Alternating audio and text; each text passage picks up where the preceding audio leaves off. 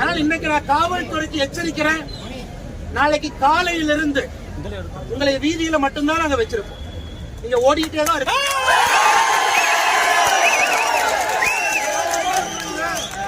உங்களுடைய சீருடைக்கு மரியாதை கொடுத்து உங்கள்கிட்ட நியாயமான முறையில் நாங்க டைம் கேட்போம். நீங்க கட்சிக்காரங்க 6 பேருக்கு கைது பண்ணி 12 செக்ஷன் போட்டு உள்ள வச்சிருக்கீங்க. எதுக்கு கைது பண்ணீங்க? குப்பையை கொண்டு வந்து ஏன் கொட்டுறீங்க? அந்த ஆர்ப்பாட்டம் பண்ணது கைது. இன்னைக்கு திருப்பூர்ல இருக்கக்கூடிய இந்த மாநகராட்சியினுடைய மேயர் திரு தினேஷ்குமார் எவ்வளவு பெரிய ஊழல் கிடைச்சாலும் உங்க எல்லாத்துக்குமே தெரியும்.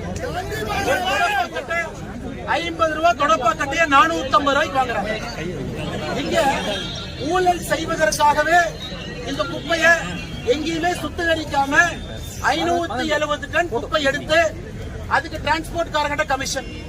எம்சிசி 28 மிஷின் இருக்குது. இங்க 23 எம்சிசி குப்பை மறுசுழற்சி மையம் 23 மிஷின் வேலை செய்யல, பேருக்கு 5 வேலை செய்யுது. இங்க உருவாகக்கூடிய எல்லா குப்பையும் எவ்வளவு குப்பை நிறைய சேருதோ அவ்வளவு கமிஷன். குப்பை நிறைய சேர்ந்தா தான் வண்டி வாடகை அதிகம், குப்பை நிறைய சேர்ந்தா தான் டன்னேஜ் அதிகம், குப்பை நிறைய சேர்ந்தா தான் வண்டி கிலோமீட்டர் அதிகம். அதனால குப்பைய கமிஷனுக்காகவே அதிகமா இங்க சேர்ப்பது. எந்த இடத்திலும் கூட குப்பைய மறுசுழற்சி செய்வது கிடையாது. கிராமத்துல போய் கொட்டுறது, அங்க மக்களுக்கு கேன்சர்ல இருந்து ஒரு நாய் எங்க வரும். அதனால நம்ம எல்லோரும் நன்றாக புரிந்து கொள்ள வேண்டும்.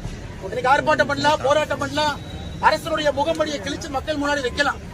இதுக்கு நிரந்தர தீர்வு இன்னைக்கு எப்படி மக்களோட நிரந்தர தீர்வு தேர்தல் என்பதை மறந்துடாதீங்க.